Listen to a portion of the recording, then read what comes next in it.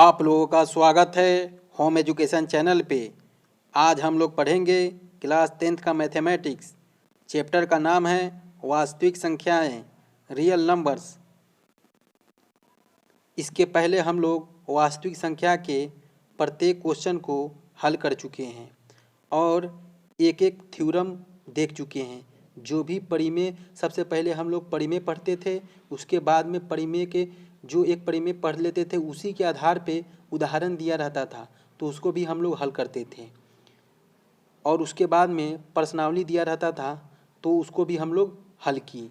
तो इस तरह से प्रत्येक परिमेय और प्रत्येक उदाहरण और प्रत्येक प्रश्नावली को हम लोग हल कर चुके हैं और वास्तविक संख्या चैप्टर समाप्त हो चुका है।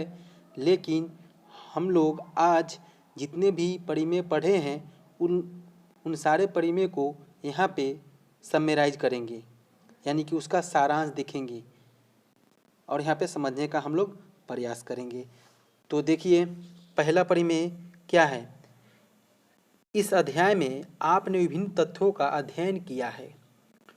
यूक्लिड विभाजन प्रमेय का सबसे पहला जो परिमेय का नाम है वह है यूक्लिड विभाजन प्रमेय का। दो धनात्मक पूर्णांक ए और बी। पूर्णांक संख्या किसे कहते हैं? तो पूर्ण संख्या, सबसे पहले हम लोग पढ़े थे प्राकृतिक संख्या, तो गिनती की संख्या को प्राकृतिक संख्या कहते हैं। पूर्ण संख्या किसे कहते हैं? तो वैसी संख्या जो, यानी कि प्राकृतिक संख्या जब 0 से शुरू हो तो उसको हम लोग पूर्ण संख्या कहेंगे। पूर्णांक संख्या किसे कहेंगे? जब पूर्ण संख्या में ऋणात्मक संख्या भी शामिल हो जाए तो उसको पूर्णांक संख्या कहते हैं। तो इसमें धनात्मक पूर्णांक होता है, ऋणात्मक पूर्णांक होता है, और 0 से जब स्टार्ट होता है तो उसको हम लोग क्या बोलेंगे? ऋणोत्तर पूर्णांक, जो कि आगे आएगा तो मैं आप लोग को वहाँ पे बताऊंगा। तो देखिए यहाँ पे क्या है, 0 से इधर -1, -2, -3, तो 0 से इधर वाले को सबको क्या बोलेंगे? ऋणात्मक पूर्णांक। यहाँ से 0 से 1, 2, 3 डैश डैश इधर रहेगा तो इसको क्या बोलेंगे? धनात्मक पूर्णांक। और यहाँ से 0 से जब स्टार्ट होकर दाहिने की ओर जाएगा तो हम लोग इसको बोलेंगे ऋणोत्तर पूर्णांक। तो कन्फ्यूजन नहीं होना है। 0 से बाएं की तरफ सभी क्या हो जाएगा? ऋणात्मक पूर्णांक। 0 से दाहिनी ओर को सभी को क्या बोलेंगे? धनात्मक पूर्णांक। और जब धनात्मक पूर्णांक 0 शामिल कर लेता है तो उन सभी अंकों को, संख्याओं को ऋणात्मक पूर्णांक, ऋणोत्तर पूर्णांक कहेंगे। तो वही बोला कि दो धनात्मक पूर्णांक ए और बी दिए रहने पर हम a = BQ + R। तो ये a = BQ + R कहाँ से लिखा गया है? तो कन्फ्यूजन नहीं होना है। a को भाज्य बोला जाता है। अगर दो संख्या दिए हुआ है a b तो उसका एक भाज्य होगा तो भाज्य, दूसरा हो जाएगा भाजक गुना भागफल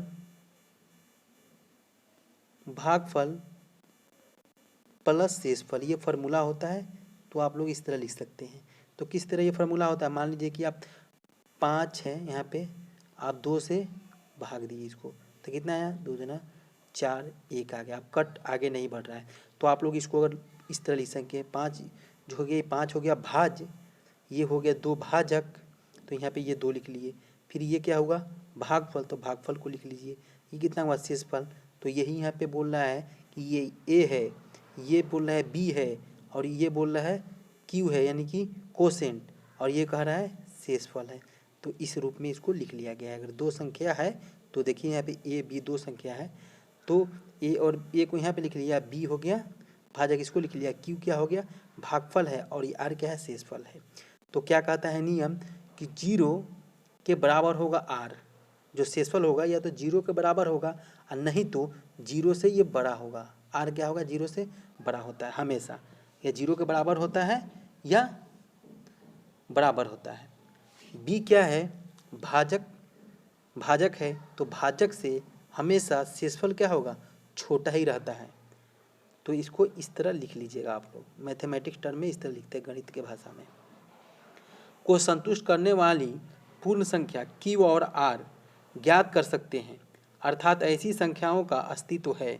यानी कि जब ये दो संख्याओं में आप भाग दीजिएगा तो एक तो भाज्य है, एक भाजक है, तो भागफल आएगा, उसका शेषफल भी आएगा।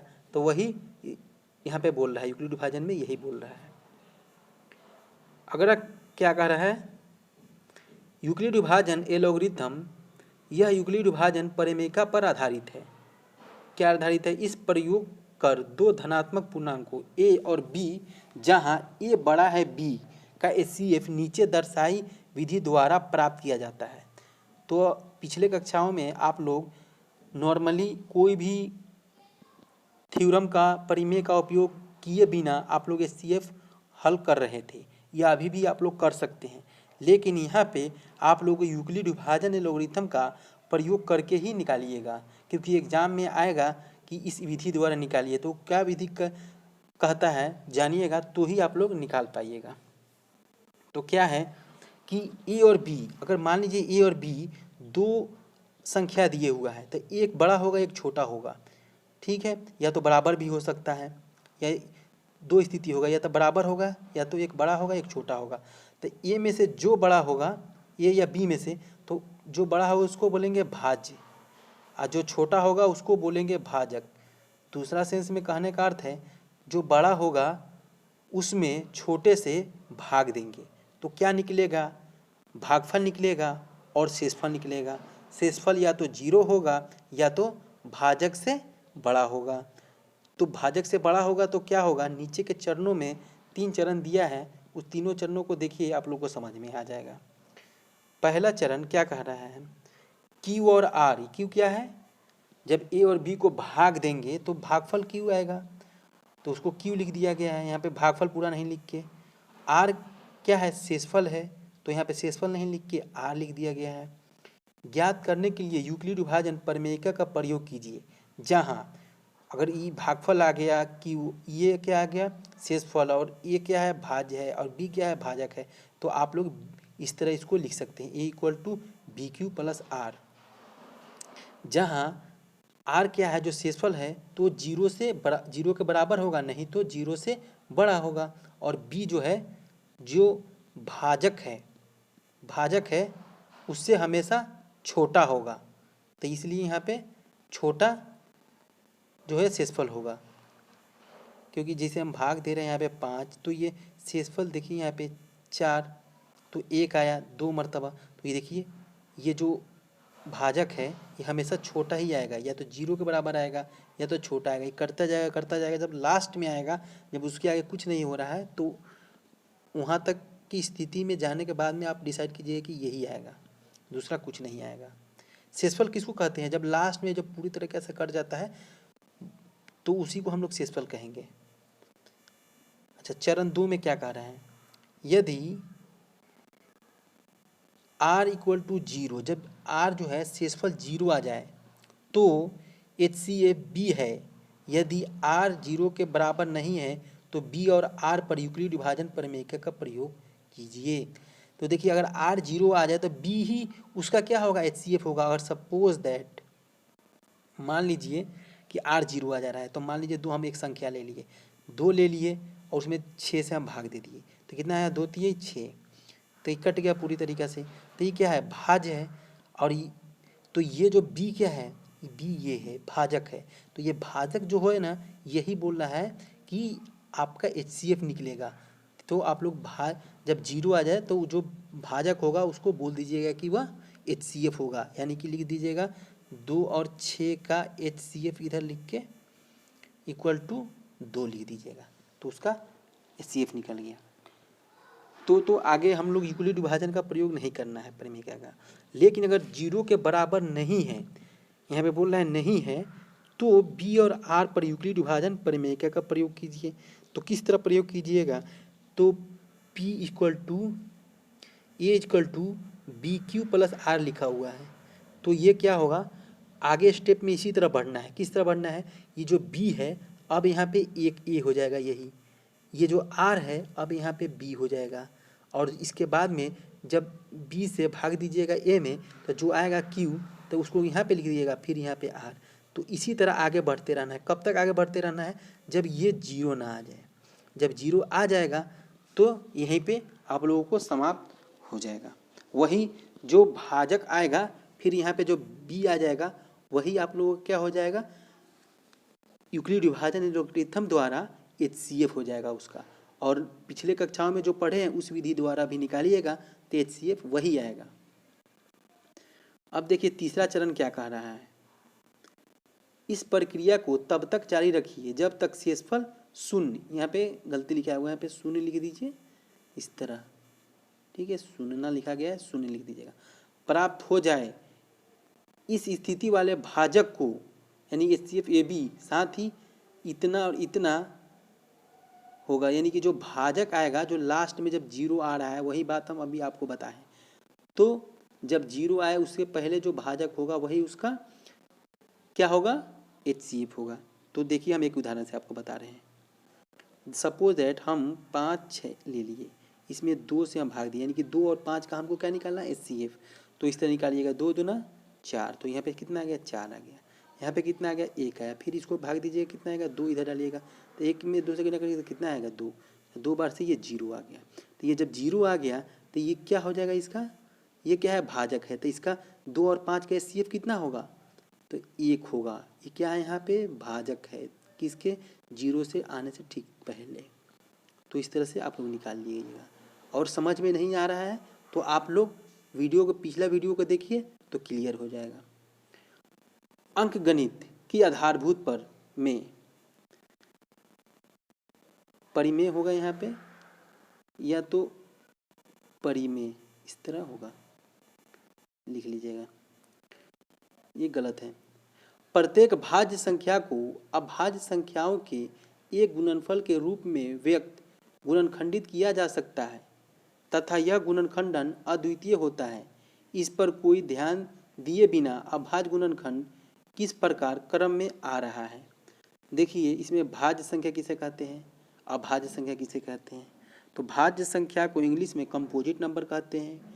इसका परिभाषा होता है कि वैसी संख्या जो एक से कटे, अपने आप से कटे और अन्य कोई दूसरी संख्या से भी पूर्णतः विभाजित होता है, तो वैसी संख्या को हम लोग भाज्य संख्या कहते हैं।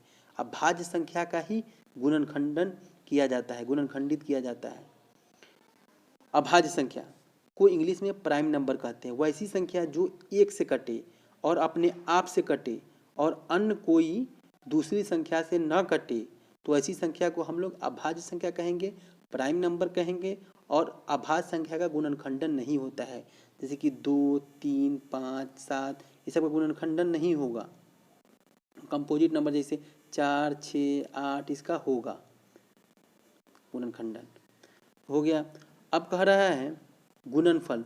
अब गुणनखंडन किसको कहेंगे, जैसे कि मान लीजिए कि आपके पास में कोई संख्या 12 है, तो ये कितना हुआ, 2 छक 12, 2 3 6, तो कितना है 2 2 3। तो आप लोग 12 को इस तरह भी लिख सकते हैं, 2 × 2 × 3।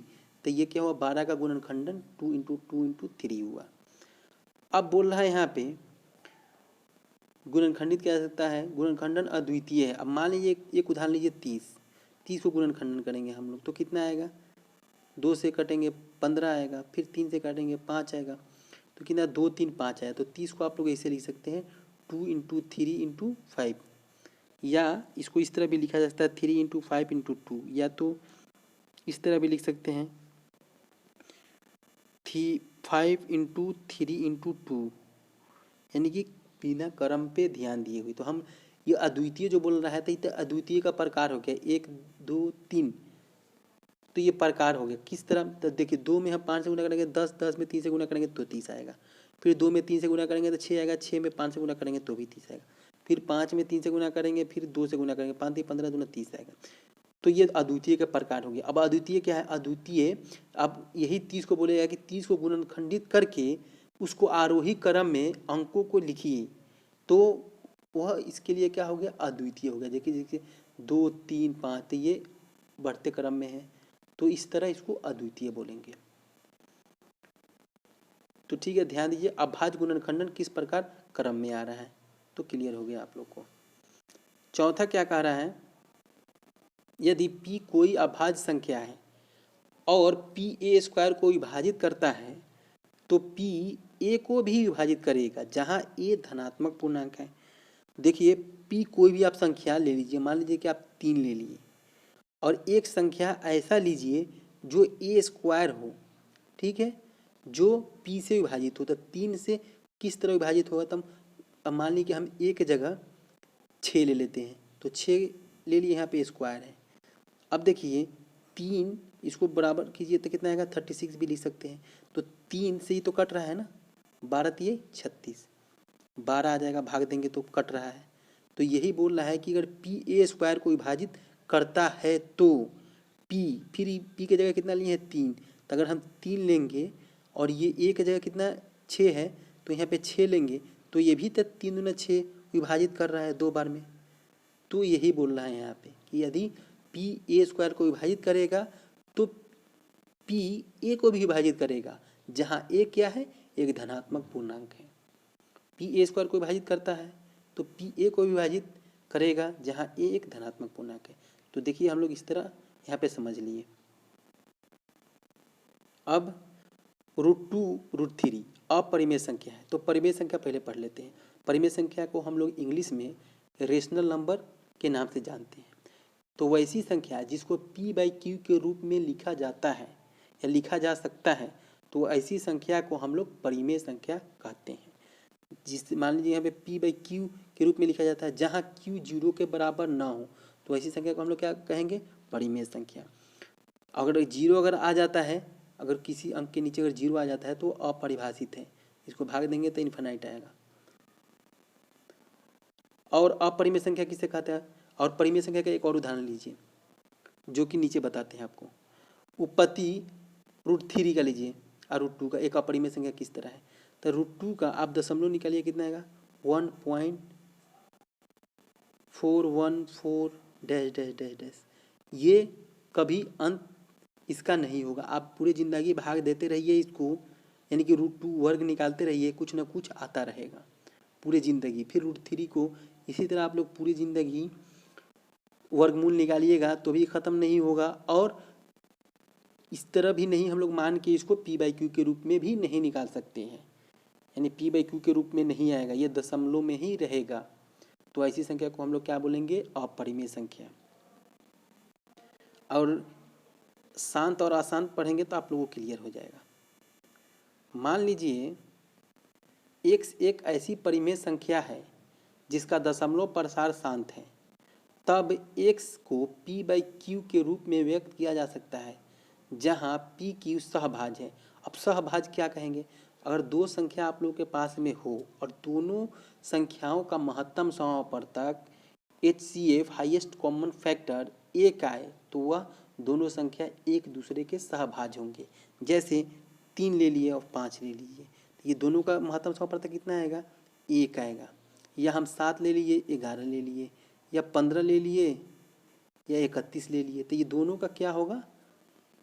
महत्तम समापवर्तक 1 आएगा। तो ये सब सारी संख्या क्या होगा? सहभाज्य है।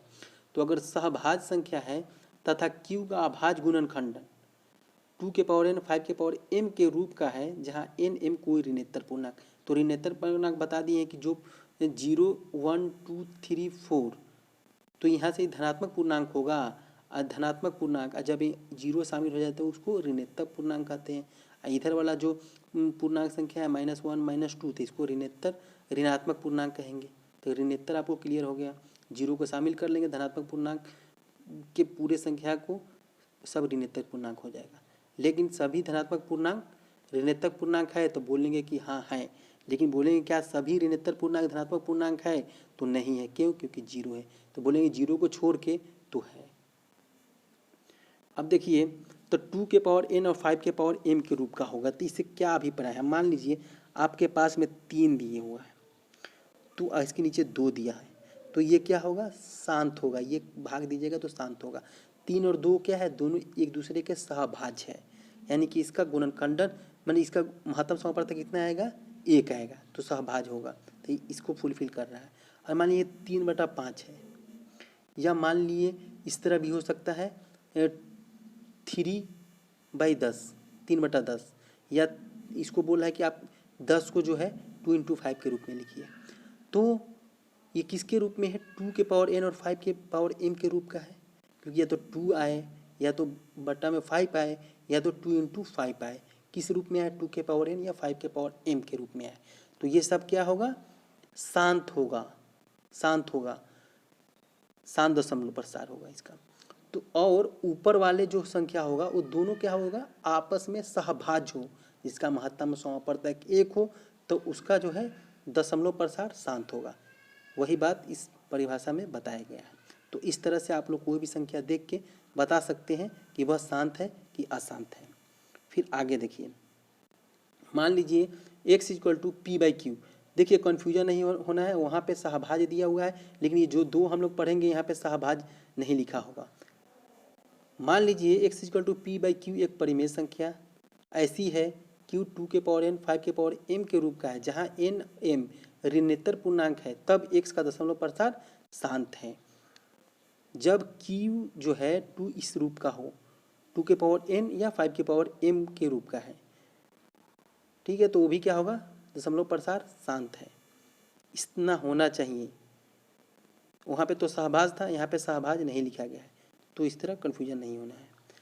मान लीजिए q p बाई क्यू, जहाँ p और q अभाज्य है। अभाज्य मतलब प्राइम नंबर है, ऊपर वाला भी प्राइम नंबर है, नीचे वाला भी प्राइम नंबर है, एक परिमेय संख्या है, इस प्रकार है कि अभाज्य गुणनखंड 2 के पावर n, ये गलती लिखा हुआ है, 2 के पावर n लिखिएगा आप लोग, 5 के पावर n यहाँ पे रिप्लेस कर दीजिएगा, के रूप का नहीं है, जहाँ n m ऋणोत्तर पूर्णांक है, तब x का दशमलव प्रसार अशांत होगा। जब जो प्राइम नंबर हो, मान लीजिए यहाँ पे 5 है, नीचे 2 है, और यहाँ पे कोई भी नंबर कितना है, 7 है, तो 7 दूना 14, और ये क्या हुआ, ऊपर ऊपर जो है क्या हुआ, एक प्राइम नंबर है, अभाज्य संख्या है, ठीक है, और ये कंपोजिट नंबर है, ठीक है, तो इसको भाग दीजिएगा तो ये क्या आएगा, एक अशांत प्रवृत्ति का आएगा।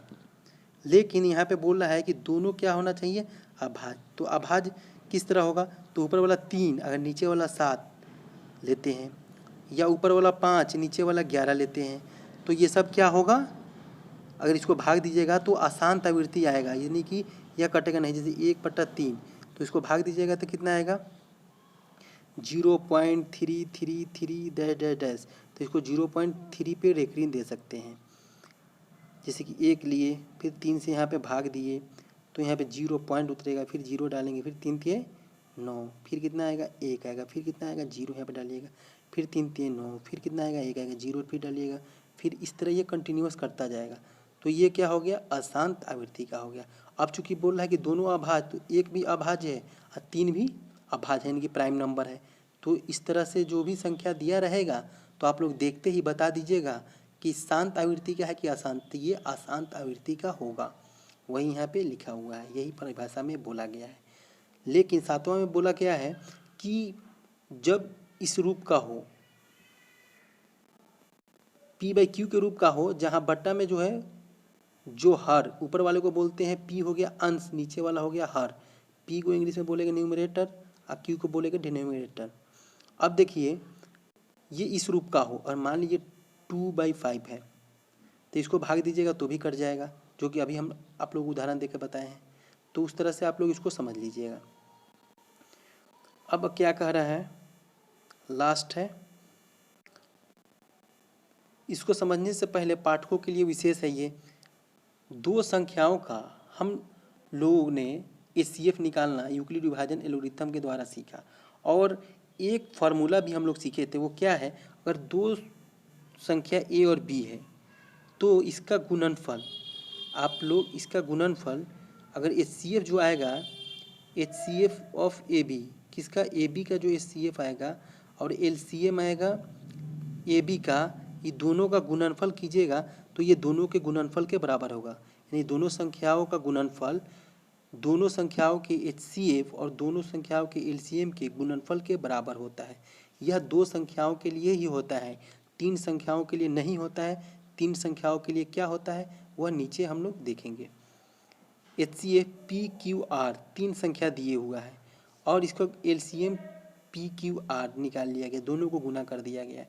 और पी क्यू आर जो बराबर नहीं है, जहाँ पी क्यू आर धनात्मक पूर्णांक है। ये किस तरह नहीं है तो हम लोग उदाहरण 8 में देख चुके हैं। जबकि निम्न परिणाम 3 पी क्यू आर पर लागू होता है। तो लागू होता है तो क्या है, उसको नीचे दिखा रहे हैं किस तरह लागू होता है। और नहीं होता है, ये आप लोग भी कोई भी 3 संख्या ले सकते हैं। कोई भी 3 संख्या लीजिए, उसका एचसीएफ निकालिए, जो पहले विधि के द्वारा जान रहे हैं उसका भी एलसीएम निकालिए और तीनों के गुणनफल कीजिए। ये दोनों बराबर नहीं आएगा और उदाहरण 8 में बताया गया है, तो आप लोग उसको भी देख सकते हैं कि उदाहरण 8 में क्या कह रहा है। तो इस तरह से आप लोगों को अगर कोई पूछे भी, अगर एक नंबर में कोई क्वेश्चन आए भी, तो उसको नहीं पे टिक लगाइएगा। 4 ऑप्शन दिया रहेगा कि बराबर है, बराबर नहीं है, तो इस तरह बराबर नहीं है पे टिक मारना है। अब देखिए धनात्मक पूर्णांक परिणाम 3 के लिए क्या लागू होता है। एलसीएम पी क्यू आर किस कब होगा, तो देखिए यहाँ पे पी क्यू आर तीनों को गुना कर दीजिए और तीनों का एचसीएफ जो है नॉर्मल विधि द्वारा निकाल लीजिए। फिर आप लोग दो का बारी बारी से पी क्यू का निकाल लीजिए पहले एचसीएफ, फिर क्यू आर का निकाल लीजिए एचसीएफ, और फिर पी और आर का निकालिए। पी और आर, यहाँ पे गलती लिखा हुआ है, इसको पी आर का निकालिए। जब दो दो करके निकालिएगा और दोनों का गुणनफल और एचसीएफ लिख के भाग दीजिएगा तो एलसीएम के बराबर आएगा। ये फार्मूला है। अगर एक नंबर के क्वेश्चन में आएगा तो आप लोग इस तरह लिख लीजिएगा। अब एलसीएम इधर लिखा हुआ है तो इधर एचसीएफ होंगे सभी जगह, अंश में भी और हर में भी क्या होगा, एचसीएफ ही होगा। और एचसीएफ जब निकालेंगे यहाँ पे तो इधर जो है सारे एलसीएम होगा। तो पी क्यू आर तीनों का गुणनफल जो भी 3 संख्या दिए हुआ है उसका एलसीएम पी क्यू आर का जो नॉर्मल विधि द्वारा निकालते हैं आप लोग, तो उस तरह निकाल लीजिएगा। और बारी बारी से पी क्यू लीजिए, फिर क्यू आर लीजिए, पी क्यू ले लिए, क्यू आर ले लिए। और बचा क्या यहाँ पे, पी और आर में संबंध, तो यहाँ पे पी लेना है, गलती से लिखाया हुआ पी लेना है, और आर लीजिए। वो दोनों का एलसीएम निकालिए, ये दोनों का एलसीएम निकालिए, ये दोनों का निकालिए एलसीएम, और ऊपर जो है दिया हुआ उस तरह मान पुट कीजिए और भाग दीजिए तो आप लोगों का एचसीएफ आ जाएगा। और यहाँ पे भी पी होगा, गलती से क्यू लिखाया हुआ है। तो इस तरह से आप लोग बनाइएगा, या अगर एमसीक्यू में अगर आता है तो आप लोग इसको ध्यान से थोड़ा देख लीजिए, आप लोग उसको एग्ज़ाम में जब आएगा तो मार दीजिएगा सही। तो इस तरह से हम लोग यहाँ पे वास्तविक संख्याएं, रियल नंबर्स को चैप्टर को समराइज कर दिए। आज के लिए बस इतना ही। आप लोग मेरे चैनल को सब्सक्राइब कीजिए, वीडियो को लाइक कीजिए और कमेंट सेक्शन में लिख के बताइए जो भी दिक्कत हो रहा है, ताकि मैं आप लोगों के लिए और अच्छा से अच्छा वीडियो ला सकूं। Thank you.